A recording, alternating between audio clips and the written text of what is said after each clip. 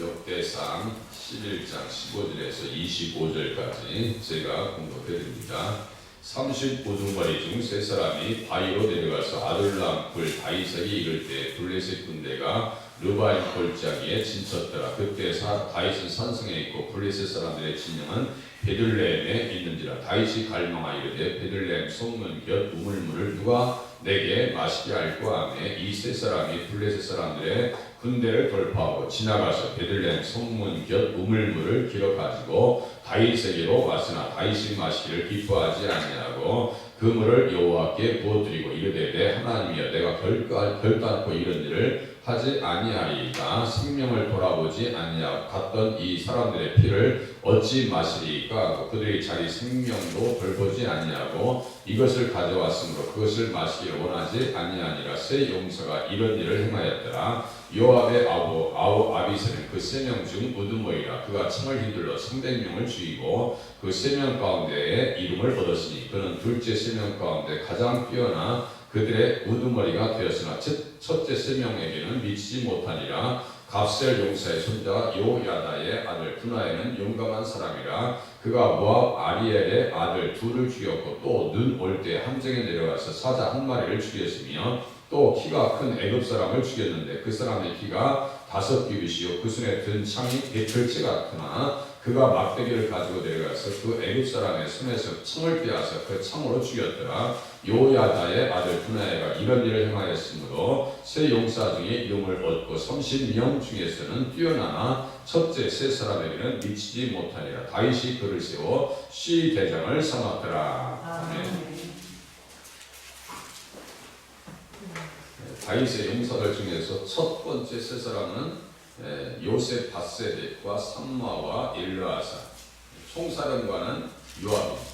그렇게 하고 두 번째 3인이 소개됩니다. 15절에 보니까 30우두머리 중 세 사람이 써 있어요. 이 세 사람이라는 것은 아비새, 아사헬 그리고 분하야입니다.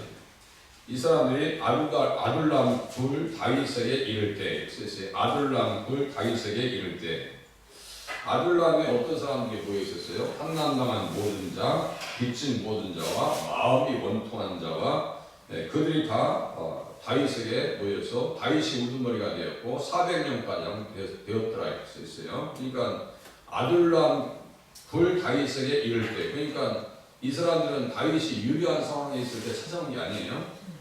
불리한 상황 가운데 있을 때 와서 다윗의 협력자가 되었더라. 우리는 쓸면, 뱉고, 달면, 삼키는 성향이 사람에게 있잖아요. 그죠? 쓸면, 뱉고, 달면, 삼키는 성향이 있다니까요. 그렇게 신앙생활 하면 안 됩니다. 교회가 불리하지 않든, 때로는 나에게 힘들 수도 있고, 어려움이 찾아올 수 있어요. 시험이 올 수도 있습니다. 그럴 때일수록 아둘람 공동체를 찾아간 세 용사처럼 주님 앞에 쓰임받는 자리에 서셔야 돼요.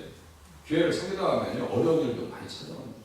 목회자와의 갈등 국면도 찾아갈 수가 있습니다. 성도들 간의 갈등 국면도 올 수가 있습니다. 이 사람들은 가장 편할 때 온 것이 아니라 고통스러울 때 도움이 돼서 와서 힘이 되었더라. 다윗에게 이를 때 블레셋 군대가 르바임 골짜기에 진쳤더라. 이 르바임이 어느 곳이냐면요 예루살렘 남쪽이고 흰놈의 아들 골짜기 앞입니다. 여호수아 15장 8절에 보면 나옵니다. 그래서 이 장소가 예루살렘 근처에 있는 땅으로서 되게 중요한 땅이에요.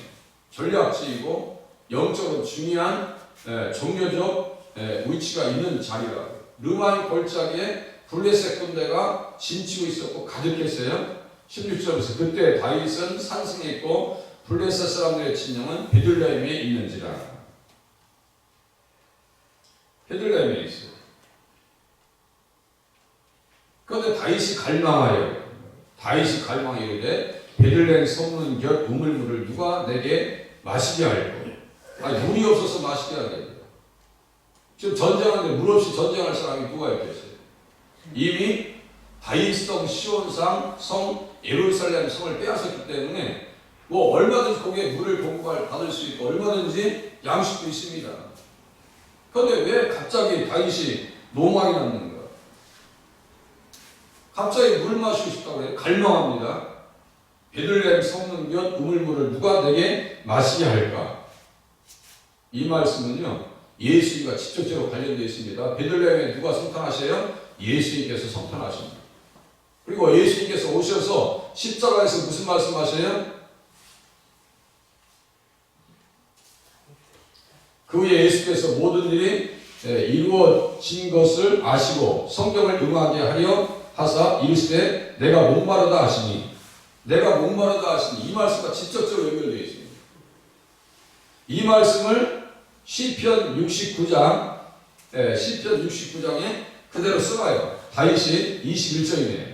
그들이 쓸개를 나의 음식물로 주며 목마를 때는 초를 마시게 하였사오며, 이렇게 써있어요. 목마를 때는 초를 마시게 하셨어. 자기가 성경에 기록해놓고 베들레헴에 성탄하시는 예수님께서 목마르다고 하시면, 제가 가상칠언 한 주간 동안 설교했었어요. 내가 목마르다고 말씀하신 것은 우리를 목마르게 하시려고 하신 것이 아니라 우리의 갈증을 채워주시려고, 우리의 갈증을 채워주시려고 십자가에 달리시더라고요. 그러면 십자가에 달리셔서 우리의 갈증을 채워주시는 그 예수님을 지금 다윗이 르바임 골짜기에 진치시면서 르바임 그 골짜기 그 옆에 베들레헴 무태 샘물의 우물을 마시고 싶어하는 것은 자기가 시편 69장 21절에 기록해놓은 그 말씀을 기억하면서 뭘 마시고 싶은 거예요? 지금 무엇을 받고 싶은 거예요? 무엇의 충만함을 받고 싶은 거예요? 물은 무엇의 의미로 성경했어요? 성령이에요. 그렇게 연결되는 거예요. 그러니까 성경은요, 예수님 중심으로 보면, 다시요, 예수님을 중심으로 성경을 보면 생각할 것도 많고 얻을 것도 많고 줄 것도 많고 하나님 앞에서 어떻게 신앙생활을 해야 되는지 답을 찾아갈 수 있다고요. 이 모든 성경이 곧 내게 대하여 기록한 것이니라. 주님께서 직접 말씀하셨어요. 그러면 구약 성경 전체를 예수님 안에서 성경을 해석할 수 있는 눈을 자꾸 열어놔야 돼요. 그렇게 성경을 본 사람들의 연구 결과를 가지고 같이 공유해야 되는 거예요. 그래야 성경에서 얻을 수 있는 것이 많아요. 그렇지 않으면 성경이 절감된다고요. 제가 말씀드렸죠. 장사꾼들이 저녁에 다 이제 사과 다 팔고, 귤 다 팔고, 오렌지 다 팔고, 남은 찌꺼기 있을 거 아니에요. 그러면 장사꾼이 나중에 남아서 왜 떨이요 하잖아요. 성경을 그런 식으로 보면 안 됩니다. 사람 중심으로 보고 인간 중심으로 봐버리고 내 이성 중심으로 봐버리면 성경은 완전히 반대가 되버립니다.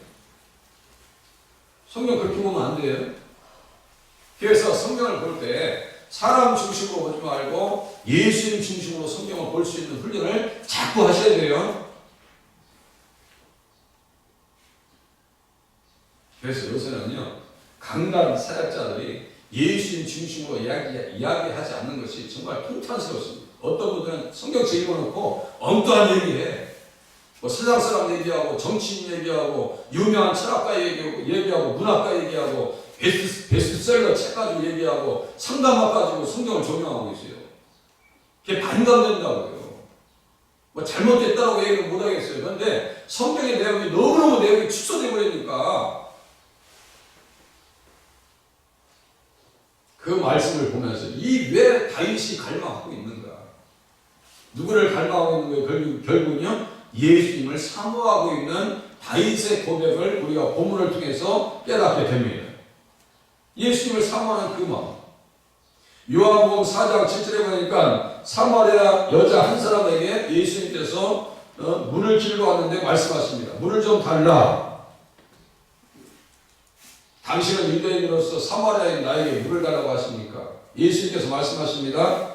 내가 만일 하나님의 선물과 또 내게 물 좀 달라 하신 이가 누구인 줄 알았더라면 내가 그에게 구하였을 것이요 그가 생수를 내게 주었으리라. 그 여자는 그냥 갈증에 평생을 사는 거 아니에요? 5명의 남자와 살아서 헤어졌고 지금 사는 남자도 자기 남자가 아니에요. 평생 목말랐던 여인이 아니냐고요. 그 여인에게 생수를 주님께서 선물을 주시고 어떻게 돼요? 마을에 들어가서 예수를 증거합니다. 오늘 이 시대에 이러한 생수가 우리에게 넘쳐날 수 있기를 바랍니다. 이 생수가 있어야 돼요. 못 견뎌요. 예수님 정말 가슴이 뜨거우면요, 사춘기 아이들처럼 우리 뭐 6살, 7살 손주들처럼 막 방방 뛰어놀아야 된다고요. 몸이 근질근질해서 못 견뎌요. 사춘기 아이들은요, 저도 사춘기 지나봤지만요, 그냥 가서 어디 가서 붙이고 싶고 막 한번 막 붙들고 막 이렇게 넘어뜨리고 싶고, 이 사춘기 아이들은 막 힘이 넘쳐나니까요, 그렇다고요. 영적으로 사춘기가 와야 돼요. 하나님의 일을 하고 싶어서 못 견디고, 기도하고 싶어서 못 견디고, 하나님의 사명을 감당해야 되기 때문에 하나님 앞에 나오고 싶은 그 열정이요, 언제 올지 몰라요. 하나님 만나요. 예수님 만나야 돼요. 예수님 만나요. 지금 이 세 사람들, 용사들은 다 보여요. 영적 사춘기예요. 막 그냥 뭔가 좀 하고 싶어요. 몸이 근질근질하고 하나님 일을 하지 못하면 못 견디겠고, 그러한 심령이 생수를 마신 심령인 줄로 깨달으실 수 있기를 바랍니다. 생수를 마신 사람들은 못 견딘다니까. 기도하고 싶어서, 말씀 보고 싶어서. 예수님께서 요한복음 7장 37절에 말씀하십니다. 명절 끝날 곧 큰 날에 예수께서 외쳐주시되 누구든지 목마르거든 내게로 와서 마시라. 누구든지 목마르거든, 당신 지금 갈망하고 있는 거예요. 소원하고 있는 거예요. 주님께서 주시는 생수를 마셔야 내가 성령 충만해서 이스라엘 공동체를 말씀으로 이끌 것이 아닌가. 그거 아니겠어요? 그래서 다윗이 다스렸던 나라를 이스라엘 백성들은 지금도 사모합니다. 그래서 이스라엘 국기에 다윗의 별이죠. 육각형, 다윗의 별이라고 해요. 삼각형 이렇게 해놓고 거꾸로 해놓고 이 다윗의 육각형, 다윗의 별입니다. 지금도 다윗을 사모해요.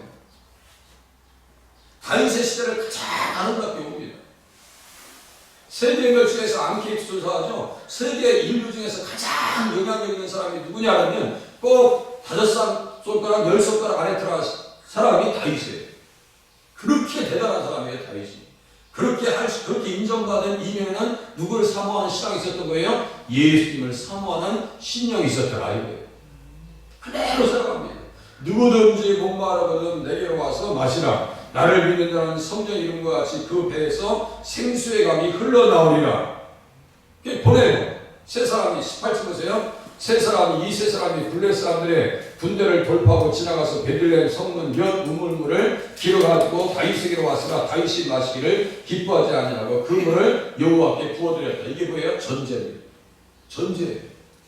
아유, 내가 너무 과했나 보다. 이 세 용사처럼 물물을 가리지 않냐고 우리들 어떻게 돼요? 예수님 앞에 충성해야 됩니다. 그죠? 물물을 가리지 않냐고 충성할 수 있는 그러한 신령을 거듭나야 돼요. 좀 전에 말씀드린 것과 같이 쓸면 뱉고 달면 넘치는 그런 입장이 되면 안 됩니다. 어떤 상황에서도 주님 앞에 부어드립니다. 전제. 이르되 내 하나님이여 내가 결단코 이런 일을 하지 아니하리이다. 생명을 돌아보지 아니하고 갔던 이 사람들의 피를 어찌 마시리까 하고 그들이 자기 생명도 돌보지 아니하고 이것을 가져왔으므로 그것을 마시기를 원하지 아니하니라. 세 용사가 이런 일을 행하였더라. 우리들은 어떤 입장에서 신앙생활 해야 돼요? 세 용사처럼. 다윗이 어떤 면처럼요? 예수님을 사모하는 마음으로 신앙생활하면 하나님 앞에 인정받게 돼 있다. 20절 보세요. 이제 요압의 아우 아비새는 그 3명 중 우두머리가 그가 창을 휘둘러 300명을 죽이고 그 3명 가운데 이름을 얻었으니 이 300명 누굴 죽였을까요? 블레셋 백성들을 죽여버립니다. 삼바 같은 경우 800명 죽여버립니다. 딱 무수하지 않아요. 전쟁할 때요 담대하게 딱 힘껏 도왔다고 어제 말씀했어요. 10절에 보니까 온 이스라엘과 더불어 다윗을 힘껏 도와 나라를 얻게 했다 했어요. 힘껏 도왔다는 게 무슨 뜻이라 했어요? 자발적으로, 자원해서 억지로가 아니고 자원해서. 아둘람 군에 있을 때 찾아왔는데 뭐 자원하는 거야 뭐 정말 얼마나 행복했겠어요. 나라가 막 확장되어지고 승리하고 블레셋 군대를 격파하고 들어갈 때 얼마나 행복했겠냐고. 우리들의 삶 가운데서도 그러한 승리의 역사가 경험되실 수 있기를 바랍니다. 그렇게 늘 승리하셔야 돼요. 심정적으로 그냥 낙심하고 좌절하고 나는 안 돼, 나는 부족해, 나는 왜 이렇게 재미가 없지. 그거요 빨리 고쳐야 됩니다. 빨리 고쳐야 돼요.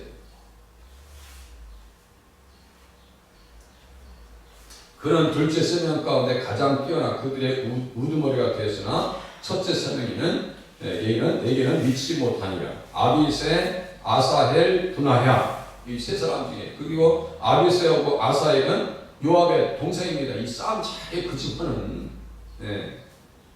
갑셀 용사의 손자 요야다의 아들 분하야는 용감한 사람이라 그가 모압 아리엘의 아들 둘을 죽였고 또 눈 올 때 함정에 들어가서 사자 한 마리를 죽였습니다. 함정에 들어가서 사자를 죽여버려요.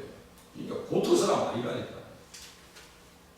또 키가 큰 애굽 사람을 죽였는데 그 사람의 키가 5규빗이요 그 손에 든 창이 배틀째 같으나 그가 막대기를 가지고 내려가서 그 애굽 사람의 손에서 창을 빼앗아 그 창으로 죽였더라. 얼마나 대단하냐는 거예요.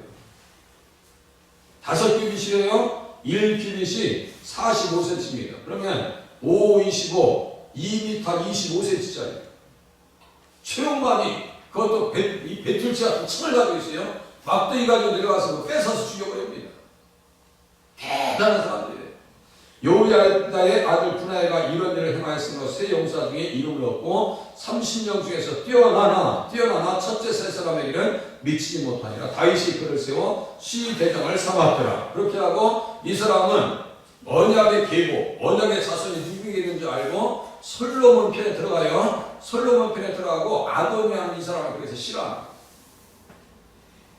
언약의 대적자가 싫어하는 그런 사람은 믿음이 좋은 사람이에요. 그런데 언약의 대적자가 이렇게 포섭되고 사랑받는 사람들은 정상적인 사람이 아니에요. 아도니아는 솔로몬을 대적했죠. 잘 보세요. 아도니아가 언약을 배반해서 솔로몬을 배반하고 그리고 누굴 끌어내요? 요압을 끌어왔습니다. 요압을 끌어내니까 동생들 들어왔을 거 아니에요. 아비아달도 그 안에 들어갑니다. 아비아달도 언약의 대적자. 그런데 분하야는 초청받잖아요. 나단도 초청받지 않습니다. 아도니아에게 미움받아요. 그러면 나단하고 분하야는 정상적인 믿음의 사람이고 요압하고 아비아달은 비정상적. 이게 제정신이 없는 거예요. 이게 줄 어디에 써야 될지 모르는 거예요. 그래서 나중에 분하야의 손에 의해서 요압이 실로에 있는 장막 있죠? 장막에서 제단 풀 잡고 있습니다. 살려달라고. 용서 없습니다. 분하야를 보내서 그 요압을 죽여버립니다. 압살롬을 따르지 않았지만 아도니아를 따랐다 이렇게 써있어요. 그러니까 언약의 계획을 모르면 충성도, 힘도, 용기도 잘못 쓰임받더라 이거예요. 그러니까 제가 뭐라고 했어요? 방향은 맞아도 같이 하나님께서 원하시는 방향으로 간다 할지라도 그 속에 믿음이 없고 언약을 모르면 모르고 충성하면 잘못된 것이라니까. 그러니까 알고 충성하셔야 돼요. 그러니까 성경의 말씀을 깊이 깨닫고 하나님 앞에 충성하셔야지 덮어놓고 있습니다요. 성경 모르고 어떻게 신앙생활 하냐고요. 하나님의 말씀을 깊이 헤아리면서 어떻게 하나님 앞에 선한 충성을 할까. 분하야와 같이 쓰임받는 자리, 다윗과 같이 예수님을 사모하는 자리에 서실 수 있기를 바랍니다. 기도하시겠습니다.